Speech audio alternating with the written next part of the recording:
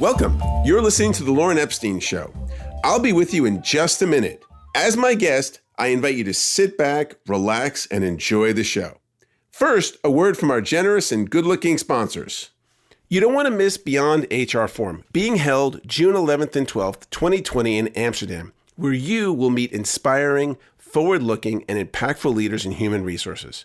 Once again, the team at Beyond has selected a great venue, the historic Kramhauthal. It reflects their values of designing a unique space and atmosphere that brings forth intimacy, collaboration, inspiration, and partnership with HR thought leaders from leading companies around the world. The forum moves beyond the current HR to guide you along a journey that progressive leaders in HR are invited to embark upon. Join remarkable guests as they share their insights on how to make humanity the ultimate value to organizations, societies, and the world. This is more than just an event. It's a one-of-a-kind opportunity to inspire your thinking to go beyond and reach the unreachable. For more information and to register, please visit www.beyondhrforum.com. Last year, I met the folks at Tribe.ai. I spoke to co-founder Naomi Davidson, who just blew me away with her origin story. She grew up in a poor and unstable home, didn't graduate from high school, and pretty much raised herself, doing the best she could. Eventually, she got a job and put herself through community college. Wouldn't you know it, she graduated from Berkeley and got a master's degree in mechanical engineering from MIT. I love personal stories like this. As the global head of strategy at LinkedIn, Naomi shared her methods with others, which was a huge success. She and her partner Thomas are paying it forward so others can succeed in life. They built a learning system in partnership with Stanford and Wharton universities. They know what it's like to create something extraordinary from nothing. Tribe's latest development leads your team through daily, personalized micro-coaching. With an 85% adoption rate, this mobile application has users saying, wow.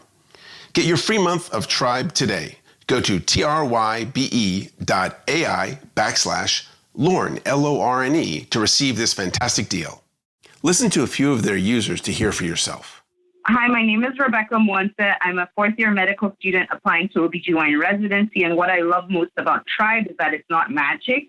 It's a coaching tool that empowers you to coach yourself. Even after the course is done, it's like a sharp knife that allows you to sculpt your life perfectly with the vision you intend. But it's your vision, your hand, your time, your sweat. Hi, my name is Brenda. I'm a director of engineering and program management at Outward. Tribe forces you to think immediate at what you can actually accomplish within the next 24 hours. Therefore, Tribe acts as a guide and helps you map out small, realistic steps in your journey towards the greater change you're aspiring, and helps you to realize and acknowledge your small wins and celebrate them.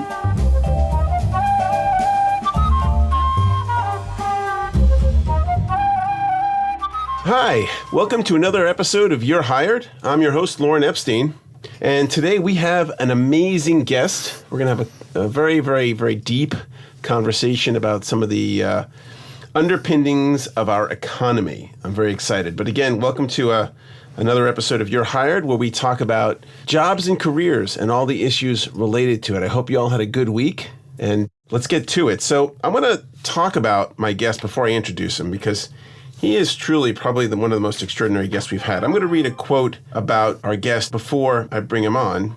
This one's from Time.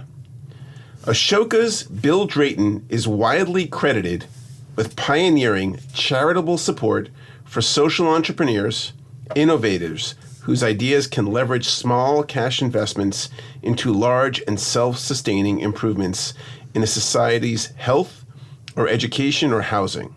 From Forbes, Drayton runs Ashoka like a business. He is an immensely talented organizer. I love that. And by David Brooks, and if you know David Brooks, he's a columnist for the New York Times and a few other places. He's on television a lot, and he's definitely a conservative guy. And this is what he says about our guest, Bill. If you are trying to pass legislation, you staff your administration with political operatives. But if you are trying to change the discussion and mobilize the country, you hire and promote social entrepreneurs, people from Ashoka. That's David Brooks. That's pretty amazing. That, to me, is pretty amazing. And I'm going to read my last one from Bill Clinton, who I think was a great president. And he talks about the organization that our guest created, was the founder of. Ashoka's power comes from its 3,000 fellows, and from the compelling vision of my longtime friend, Bill Drayton. I've met Ashoka Fellows all around the world. I witnessed their innovative work. Their efforts make me incredibly hopeful about the direction in which our world is headed. Because Ashoka Fellows not only solve problems, they inspire others and create pathways for people of all ages and all walks of life to be change makers themselves. That is amazing. So today our guest is Bill Drayton. He is the founder and CEO of Ashoka. Ashoka launches and unites the world's leading social entrepreneurs, over 3,700 startups and counting. They bring big systems change to the world's most urgent social challenges. Over half of the entrepreneurs have changed national policy within 5 years of their launch. Bill was a consultant with McKinsey, which is a high-end consulting company, if you don't know them, and has taught at Stanford and Harvard, which are two pretty prestigious universities. If you haven't heard about them, then turn off the radio. Bill was an assistant administrator at the Environmental Protection Agency and also chairs Get America Working. We're going to talk about that. He graduated from Harvard, Oxford, and Yale Law School. Bill, welcome to the show. Lauren, thank you so much. So glad you can make it, and we're local to you. Bill walked or drove like 12 blocks to get here because he's here in Roslyn. So how are you doing? Terrific. I just admire what you do. You really are encouraging people to step up and be change makers. That's what you do. I hope so. I know that we've done a couple of shows here where people have actually gotten jobs, and good jobs. So why don't you give us a little bit of background? I mean, I know right now there's a couple things you're working on, and we're going to talk about all of it. There's some really, and I'll tell you how the reason that we're talking to Bill today is because I have been thinking about the unemployment number, right? For my entire life and for your entire lives, you have heard about this number called the unemployment number, and it is constantly quoted in the news. And it's either between like 4% and 10 or 11%, something like that. And if it's more than 8 or 9% or 10%, it's really bad, and whoever the president's doing a bad job. And if it's below 5%, then things are good. Well, I thought that was kind of bull. That just did not make sense to me. So I started looking at what the unemployment number means, and in fact, it is bull. It does not. If it's a number that we as a society are going to look to as a reference point to tell us what policies we need around helping people get jobs or job creation, it needs to be a better number. And so we're going to talk about that with Bill. And also, we support folks doing what it is that they love. So if you're listening to the show, we want you to have a great job, and we want you to enjoy your job. So we're going to talk about that as well. So Bill, tell us what you're working on now at Ashoka. The rate at which change is accelerating is just a mathematical fact, is exponential and has been since 1700. So that's fact one. Fact two, the demand for repetition is going down exponentially for 300 years.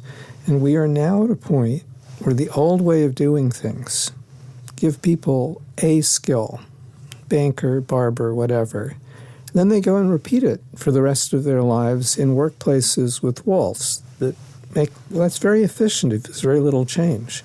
But it completely doesn't work now. Every person, organization, system is bumping all the others faster and faster, broader and broader, more and more connected. That's a fact. That's the new environment. And this just is falling apart. Over half the Fortune 500 companies don't exist anymore. 15 years. Right, so 15 years ago, if you look at the Fortune 500, they are not around anymore. Half of them. Yeah, and Fortune 500 are big companies with lots of money and lots of people.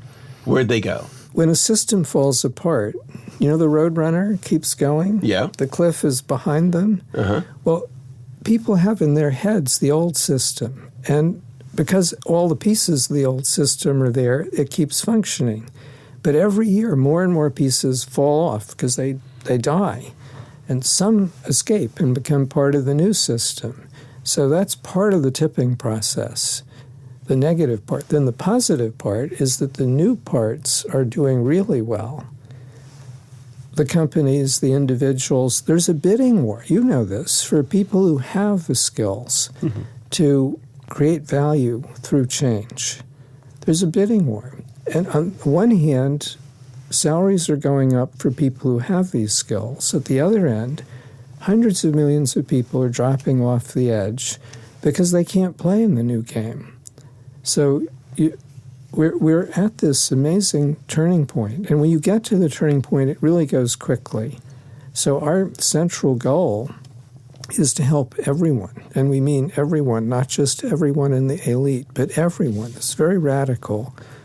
Everyone a changemaker is Ashoka's goal. Everyone has got to be able to see the new game, to have the skills to play in it. We've got to organize in teams of teams, not hierarchies, no walls. That's what works. I mean, you look at Silicon Valley and Bangalore, or you can even look at some of the very early organizations that got to this. The Jesuits are a team of teams. They're 500 years old. So we're right there. Now, well, let's look at some of these things, because you're talking about some really important stuff, and I don't want to gloss over it. So one of the things that you're talking about is the difference between repetition versus Change-making. So repetition is doing kind of the same thing every day and maybe doing it a little bit faster, but basically doing the same thing to produce something, right? And one of the ways I want to take a look at this, because I was just, as you were talking, it came to me, teachers, right? So when I was a kid in elementary school and junior high school, it was kind of the same. My dad was a teacher, and so was my aunt, and it was kind of the same thing every year after year. But now a friend of mine who teaches in junior high school, it's constantly changing.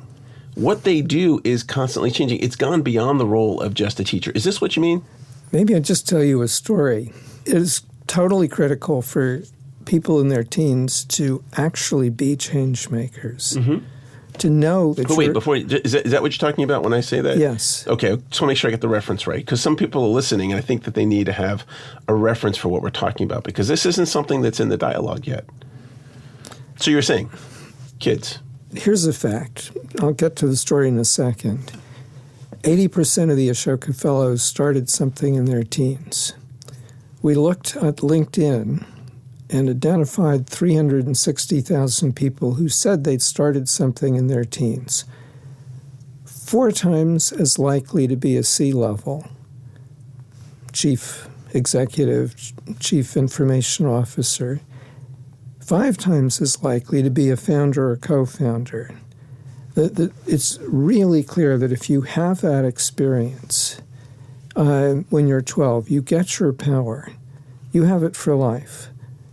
In a world that's defined by change, that is the definition of success in growing up. So here's the story. We have something called Ashoka's Youth Venture, which is designed to help any young person do this. So we had a meeting down here at Georgetown's Mount Vernon campus, about 350 young people. I was sitting down at lunch, and this very tiny young woman comes down and sits to my right. She very quickly introduces herself and says, "I'm 12," because she's sick of people thinking she's 8. Okay, so what's your venture? Well, my brother is autistic, and all through school I would cry, and she made that gesture. And the gesture is putting her finger on the edge of her eye and pulling it down. Yes. And now we've fixed that. Well, how did you do that? Well, we get together whenever we see a special student who's not being treated well, and we figure out what to do, and then we go and do it, and we're very persistent. Now, if you had been there, you would not have one cell in your body doubting that she has her power for life. You can just hear it. Please give me a problem. She's not going to be afraid of anything. And she is a change maker. She knows it. She's brought a whole group of other kids along with her. I asked her one more question. How many student groups are there in Shirley Middle School? Shirley is a very poor rural community. The plastics industry left. Where's that? North Central Massachusetts. The plastics industry went away. Nothing came. So this is not an elite school. So how many student groups are there in Shirley Middle School? Oh, over 50. Mm-hmm. Now, how many middle schools do you know, or high schools for that matter, that have 50 student organizations? So what happened is that when she, at 11, entered that school, she had a problem. And everyone said to her, "You've got a problem. Oh, think of a solution. Build a team. Go and change it. Look around. That's how the way the world works." And she was being recruited. "Come and join our organization. We'll show you how to do this, or use our service. Listen to our virtual radio station," whatever. So the whole community was an Everyone a Changemaker community. And by the time she was 12, she had her power for life. People are always going to want her because she has the change-making skills.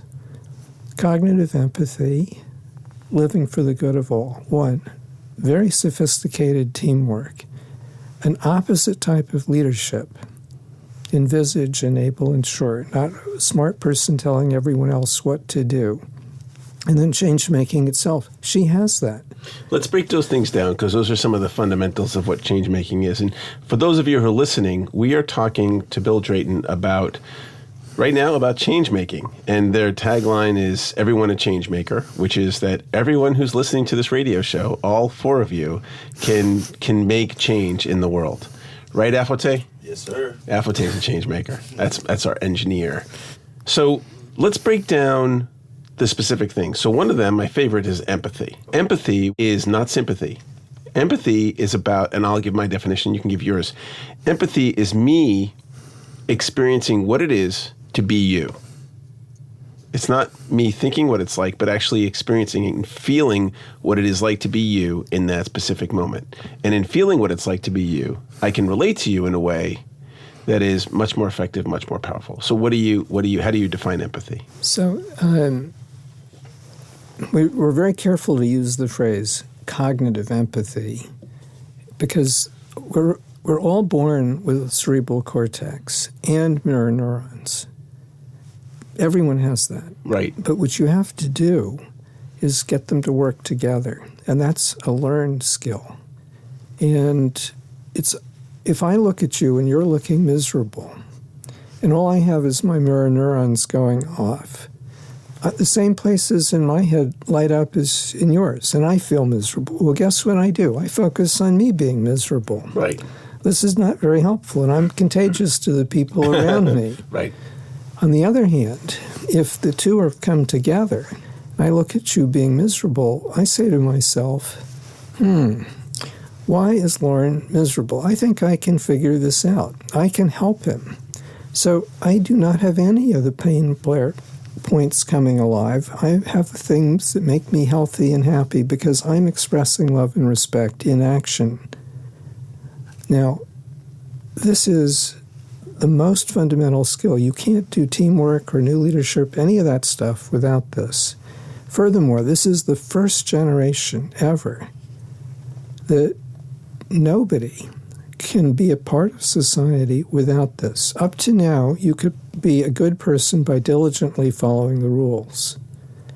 But as the rate of change accelerates, and the context that we're in is not 4 or 5 stable contexts for life, but this kaleidoscope of teams coming and forming and morphing, if you don't have this skill, you are going to hurt people.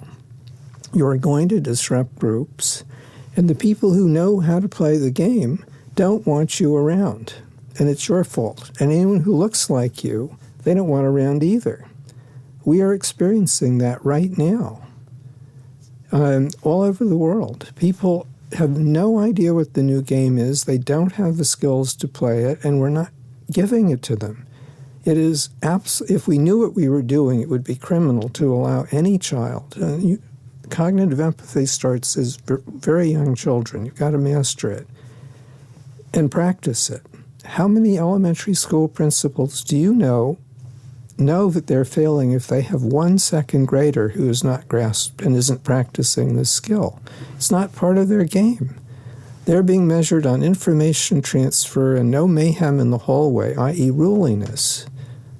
It's just this is a classic case that you've got to change the framework. There's got to be a new definition of what a successful parent, a successful school is doing. So what do we do? I do want to talk more about more about this. What do we do about adults who have not mastered empathy? Because I don't know how many of us have met those folks. In fact, I believe a lot of business owners don't have empathy, which in some ways makes them effective in this old model of not being deterred by no, but also being able to kind of make it on their own and carrying people along the way. What do we do about those folks? How can we get someone who's in their 30s, 40s, and 50s who doesn't really have a sense of what empathy is and help them out? It's a really hard question. If you have enough of the skills, you can build on it. And the people you and I know, our friends, have enough of the skills that we can all build. But what do you do if people just don't have any idea? So I am optimistic, but it's a really hard question. Right. And what you're focused on really are the people, young kids, where it's the easiest to kind of get in there and make this difference because it's natural to them, right? The Z generation, they're naturally more empathetic, would you say? Well, it's a learned skill. You have to. It's a learned skill. And if the kids around you are doing it, and the whole culture, if you're in a school and the other kids don't have this skill and they feel uncomfortable, their reaction is aggression. And aggression invites aggression. And every time you go through that cycle, you get further away from this sort of living. And that's part of what we've got. So adults, let me just give you an example. We actually, any organization, it could be religious or business or whatever, they have to hire for change-making now, new set of skills. They have to help their existing workforce become change makers, otherwise they're toast. They also have to organize in fluid teams of teams, or it doesn't work. So there's 3 things they just have to do. So here's how we can help any organization. What do people care about? They care about their kids more than anything else. 80% of the U.S. workforce is not emotionally committed to their work, 85% in Europe. But they do care about their kids. So I'm just going to describe a specific event. This is with about 40 machinists in a company that wants to change.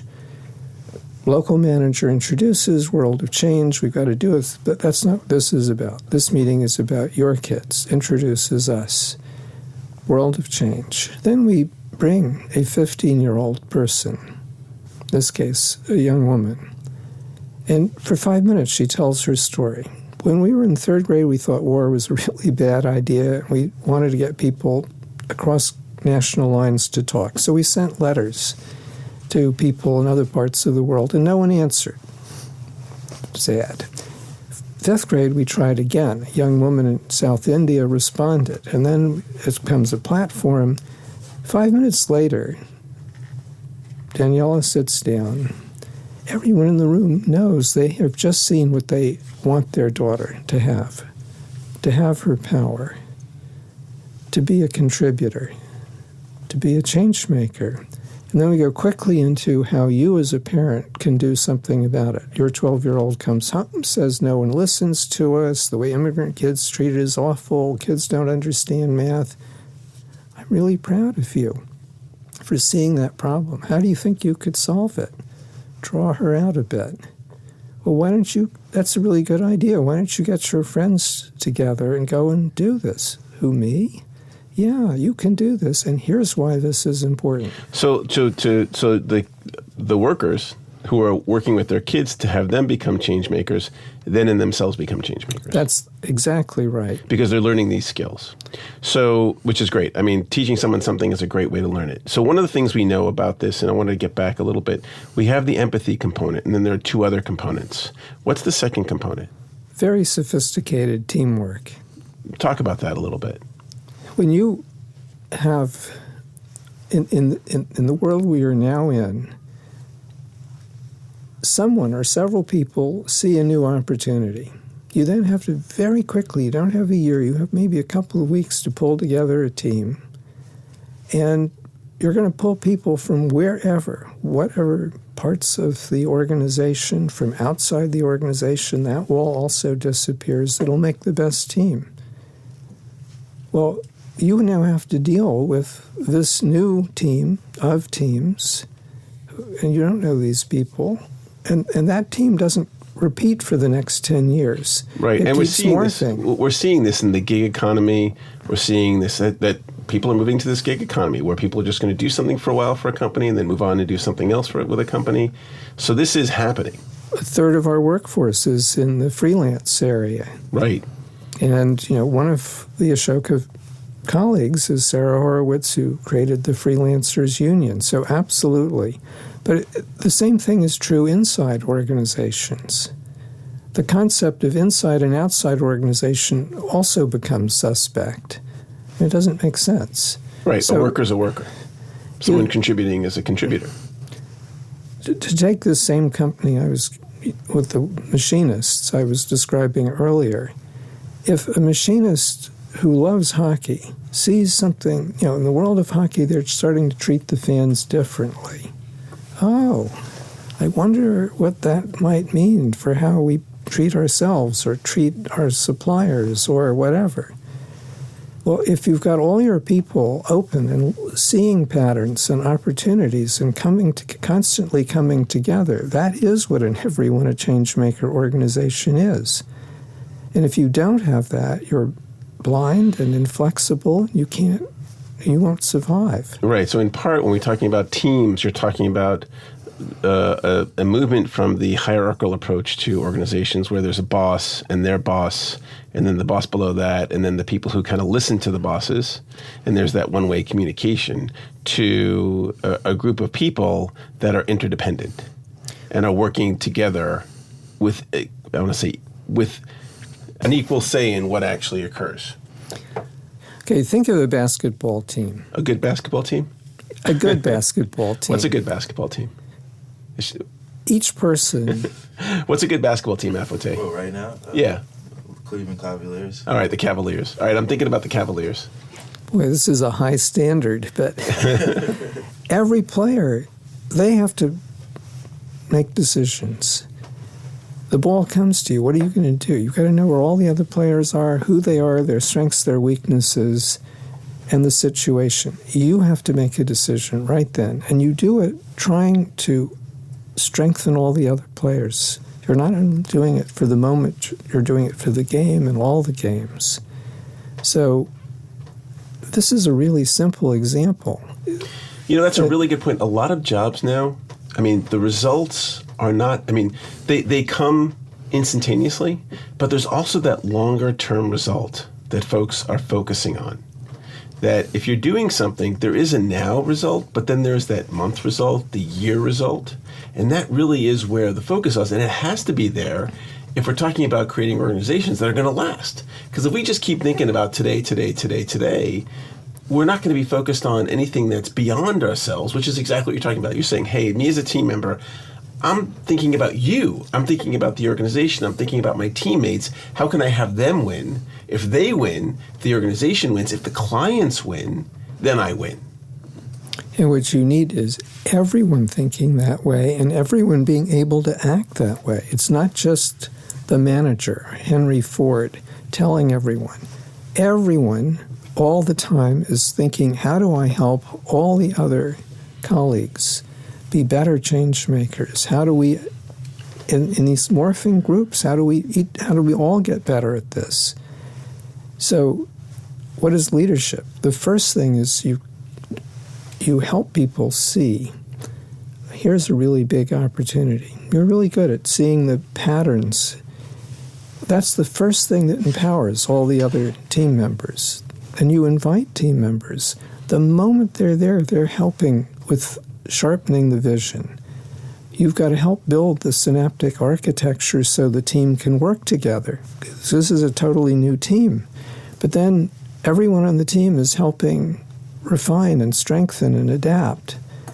this is just the opposite of the old world. It's not one person telling and then everyone else repeating. It's everyone being, here's the vision. We can strengthen it. And just as you say, it's the faster things change, the further you have to look into the future.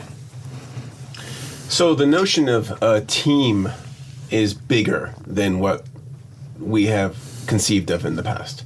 There are no bosses, right? I mean, there are players on the team. There was a really interesting article about indigenous American Indians.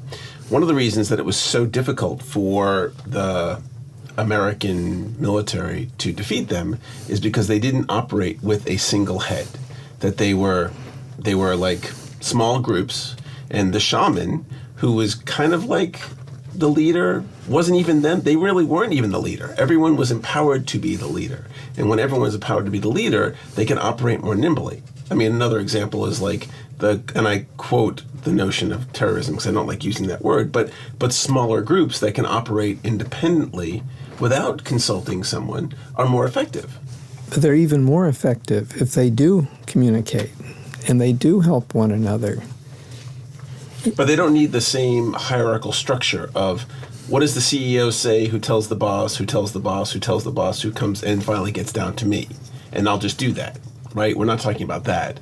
We're talking about a completely, multi-dimensional communication and action and empowerment, and basically everyone is fully engaged in what they do.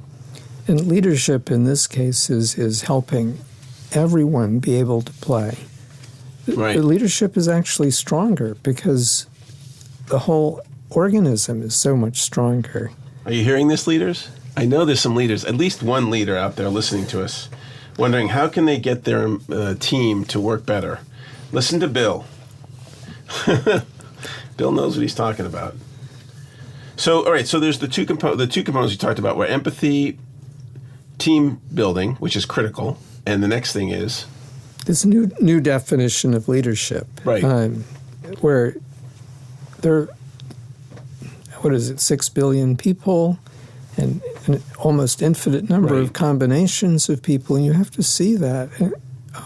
Here's a really big opportunity. That's the skill of change-making, the first part. And then you've got to build a team of teams and help it work together and help all the people be able to work together. So this is a very sophisticated type of leadership. And that's why all three of these things you've got to start and practice early and know that you have this set of skills. So here's an analogy, a historical analogy. The rate of change really took off around 1700. 150 years later, we said we need everyone, same word, to be literate in written language. We need people to read street signs.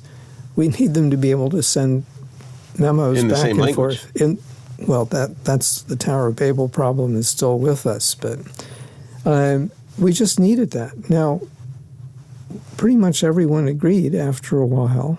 We've never agreed about how to do it. What we're saying is that another 150 years, the rate of change going up exponentially, we need everyone to be a change maker. You can't play in a game where the value is contributing to change unless you can contribute to the value. And if you disrupt and hurt people, you're out. You can't, if the game has become hockey, you can't play basketball.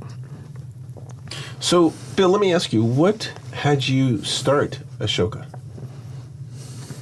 And for those of you listening, it's spelled Ashoka, and their website is ashoka.org.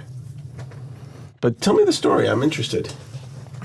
So I was in India. I was 18, 19, and the statistics started being people I knew. And what do? This is 100 to 1 difference at that point between the average per capita income in India and the U.S. Well, sophomores control nothing. So better be highly leveraged. So wait, so you went to India when you were 18, 19 years old, and you saw abject poverty? But you just saw the difference in income? I'm reacting against the word abject because... Okay, what did you see? But people with many fewer opportunities, many. Right. Good families, people who are very good to one another.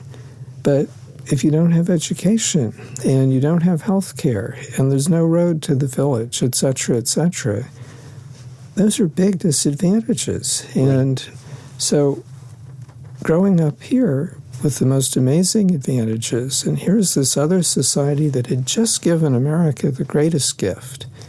We had failed to deal with slavery all through our history, and through Bayard Rustin to Martin King, we had the Gandhian methodology. And we actually changed in really profound ways. And so I was growing up during the civil rights period and in a small way contributed. Well,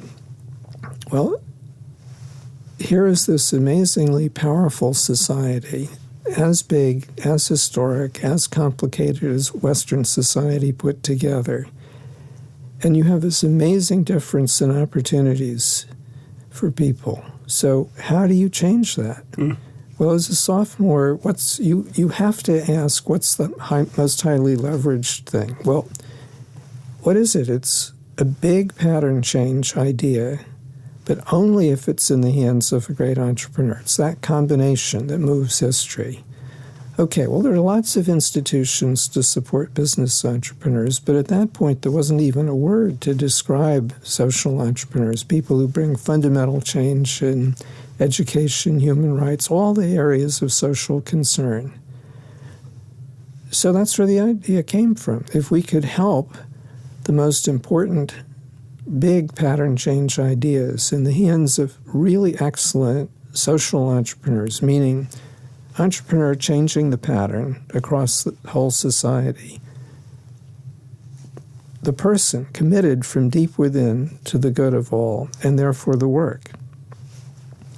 Well, if we can do that at the moment in the life cycle where the idea is ready and the person is ready, they then have to step out of their existing jobs because they need to work at this full time and make the prototype work and refine it and then figure out how to spread it. So what the central insight is really simple. If you can help those ideas and those people at that moment a very tiny amount of money, and then the community has a huge impact. And you've cited one of the statistics that over half have changed national policy within 5 years. Well, 3/4 have changed the pattern in the field.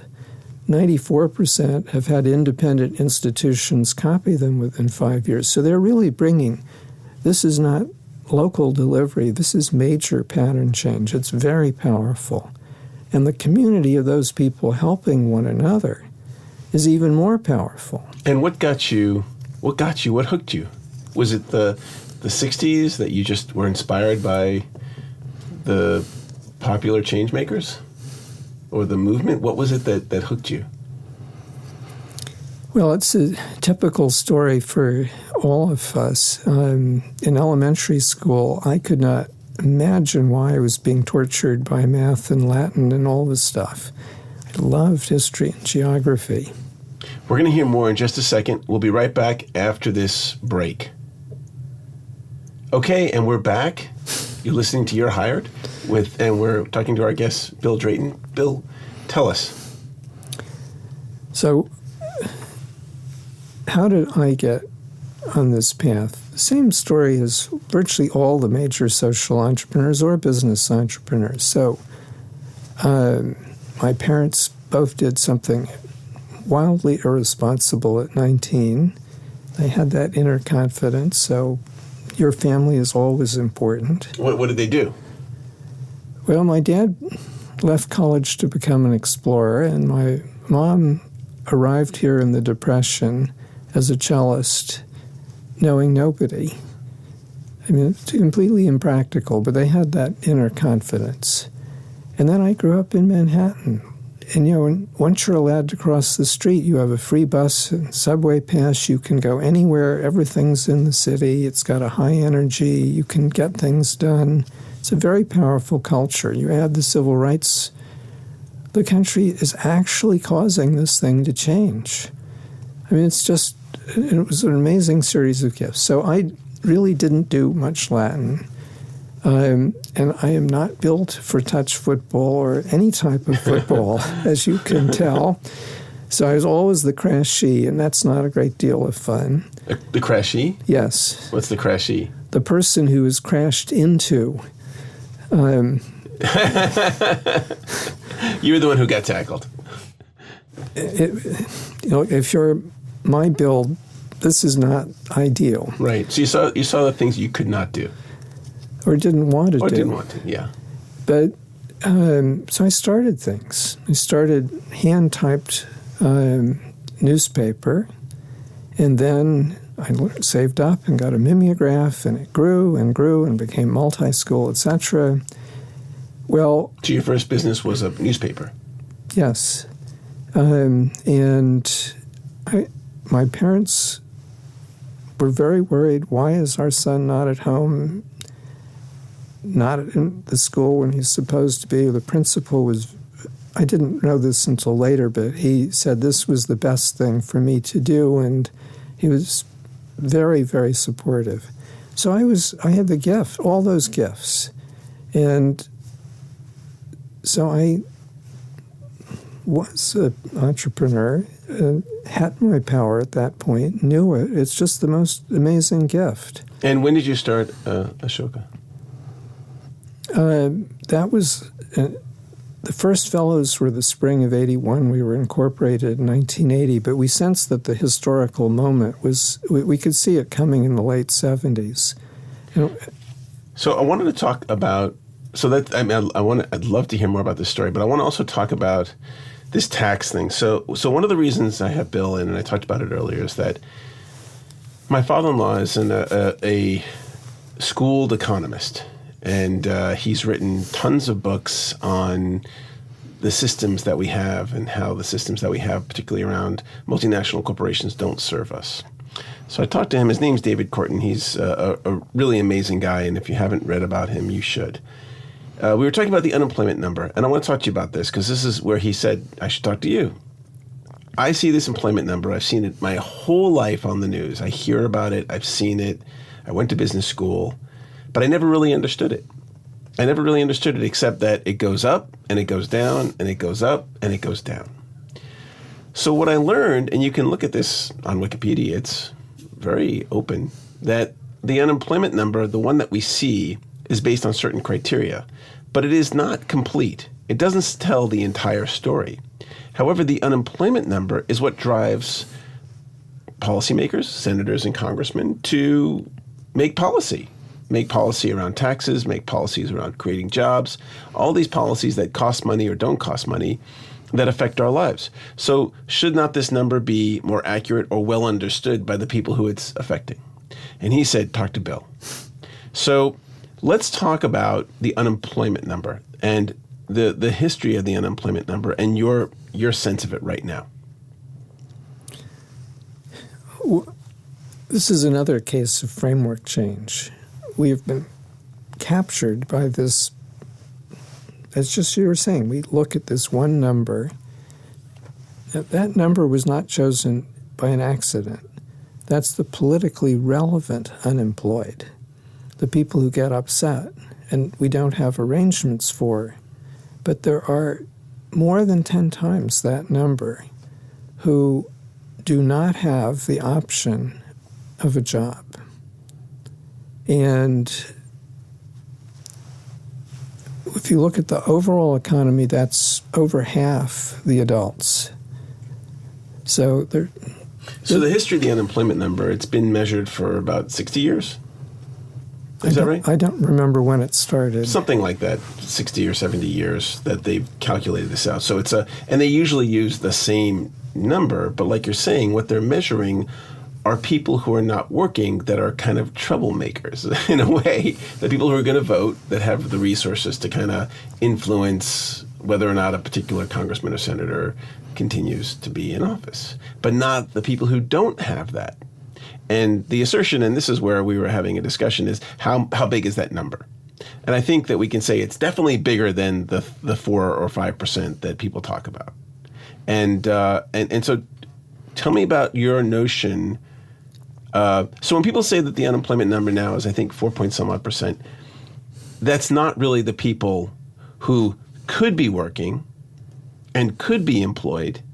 It's just a small subset of that. And we don't have to go into it here, but you have this, this work that you did at McKinsey and Company, which is, again, a very high-end, sophisticated consulting company, where you looked at these numbers, and the numbers don't lie. So let's talk about that, because I think that kind of paints a picture of like, okay, yeah, clearly there's something wrong here. When we talked about like kind of the number of people that are, the number of hours people work a year is about 1,800 and change. 2080 is what some people use, but I think you were using 1740. But go ahead. Well, that's if people are working full time. So first of all, you have the people working full time, and you can define that as 35 hours or 40 hours or whatever. So we take a very conservative 35 hours.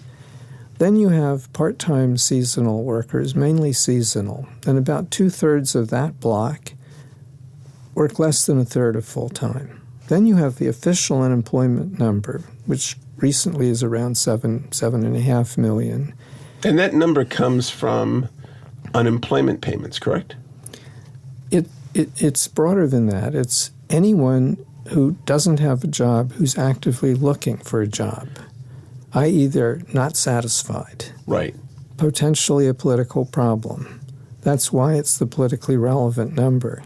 The much larger number of adults, no kids under 14, nothing wrong with them physically, totally out of the labor force. Because they're not actively looking, they're not a political problem. But so I'll take that apart. So Lou Harris, the pollsters, who regrettably passed recently, has worked with us for many years on this. And he's looked at, for example, people who are retired. And he finds that 68% of those who are retired, quote, think it was a mistake, end quote. And it's 74% for people with disability. Now, his view is that both those numbers are major understatements because of psychological dissonance. People do not go around being unhappy about something they think they have no control over, and where society is not bugging them about it. Go off and enjoy your golden retirement. There's nothing negative in society about that. But, and this is McKinsey statistics coming from 4 insurance companies, if you hold prior health, which you can do well, and personality, which is harder to do, constant, and you compare older people who continue to work versus those who don't, same 40 to 60% more days of health costs paid by insurance companies and 2 years earlier death. Well, this is not great if you're an older person and you don't have the option of working. Now, we also know that this is not a supply problem. In World War II, in the first 2 years, we increased the workforce by 40%. No problem. Remember Rosie the Riveter and all that? And we increased the average work week by 20%. No problem. No supply problem. It's a demand problem. And so we've looked at this from the point of view of each individual group, young people, women, immigrants, people who've been institutionalized. There's a huge political coalition here. Once people see this is the reality. And one of the ways you can get these folks back to work, there's a tax schema that you're proposing. We have just a few more minutes, but can you cover that a little bit? This is basic Ec 1. It's really simple. Once you see this reality, the payroll tax is a tax on employment. And what is the payroll tax so people understand? It's unemployment, it's railroad retirement, there's a whole bunch of them. And they add up to about 17, in the U.S., about 17%. Now, if you were to take that off the cost of labor, and you were to increase the cost by increasing taxes on energy, land, materials, pollution, things, people versus things, you get a 30% price signal. Higher people conserve. We benefit from both. That simple price signal is worth 45 million full-time permanent jobs, and it's totally acceptable across the political spectrum. There's a great article that you wrote in 2009 in Innovations. It was the fall of 2009. So if you're interested in learning more about Bill Drayton, you got to read this article. It's called "Engage People and Retire Things," which is it really kind of gets into how we should relate to people and not tax their labor, but rather tax the things that are used to create what it is that we have.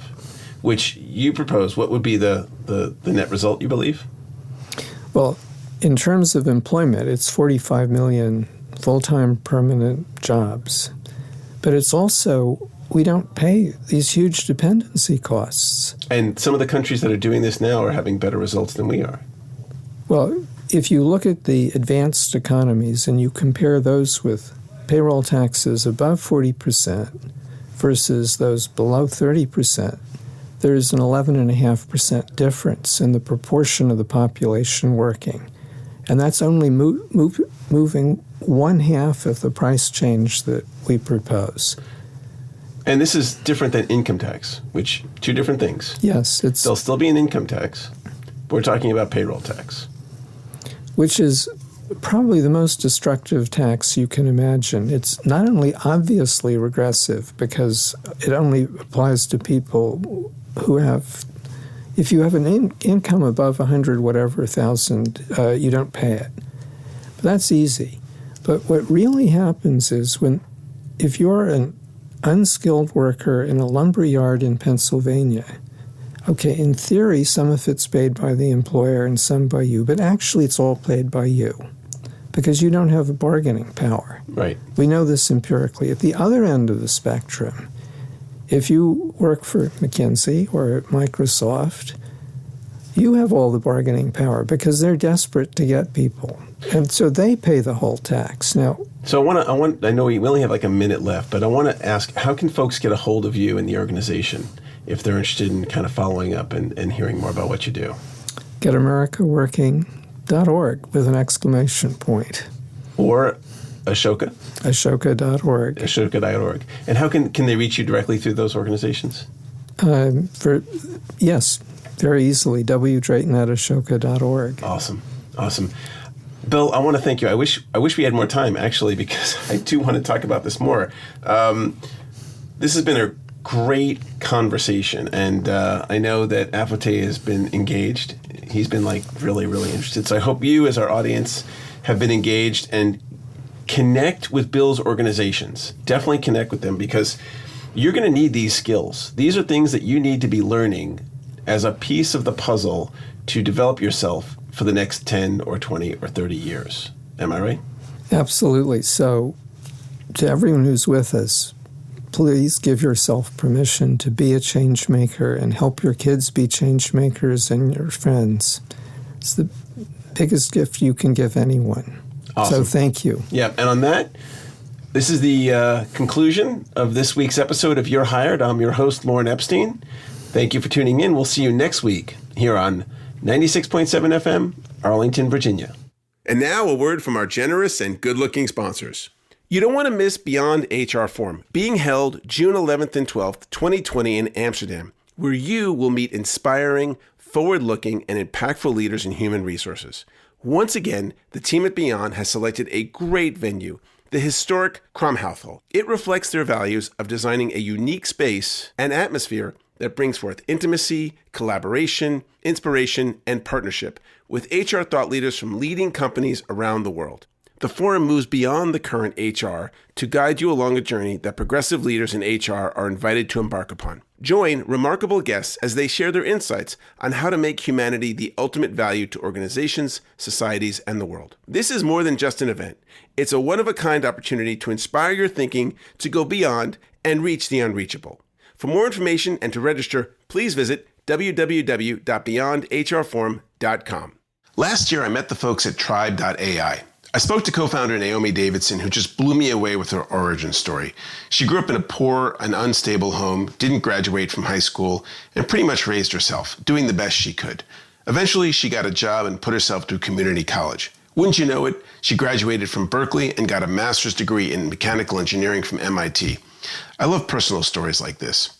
As the global head of strategy at LinkedIn, Naomi shared her methods with others, which was a huge success. She and her partner Thomas are paying it forward so others can succeed in life. They built a learning system in partnership with Stanford and Wharton universities. They know what it's like to create something extraordinary from nothing. Tribe's latest development leads your team through daily, personalized micro-coaching. With an 85% adoption rate, this mobile application has users saying, wow. Get your free month of Tribe today. Go to trybe.ai/Lorne, L-O-R-N-E, to receive this fantastic deal. Listen to a few of their users to hear for yourself. Hi, my name is Rebecca Mwonsa. I'm a fourth-year medical student applying to OBGYN residency, and what I love most about Tribe is that it's not magic. It's a coaching tool that empowers you to coach yourself. Even after the course is done, it's like a sharp knife that allows you to sculpt your life perfectly with the vision you intend. But it's your vision, your hand, your time, your sweat. Hi, my name is Brenda. I'm a director of engineering and program management at Outward. Tribe forces you to think immediate at what you can actually accomplish within the next 24 hours. Therefore, Tribe acts as a guide and helps you map out small, realistic steps in your journey towards the greater change you're aspiring, and helps you to realize and acknowledge your small wins and celebrate them. If you want to sell more to HR and TA professionals, we can help you bring your brand into the ears of over 100,000 decision makers around the world. To advertise on this and other shows, contact us at lorne@lorneepstein.com. Hey, thanks so much for listening to the show. Do me a favor and subscribe to the show on your preferred podcast player. You can get us on iTunes, Spotify, Stitcher, and Google Play. And be sure to catch us on YouTube. Thanks. The Lauren Epstein Show was produced and hosted by Lauren Epstein. Our show engineer and music creator is Afate Odai. This show is also copywritten by Electric Cow.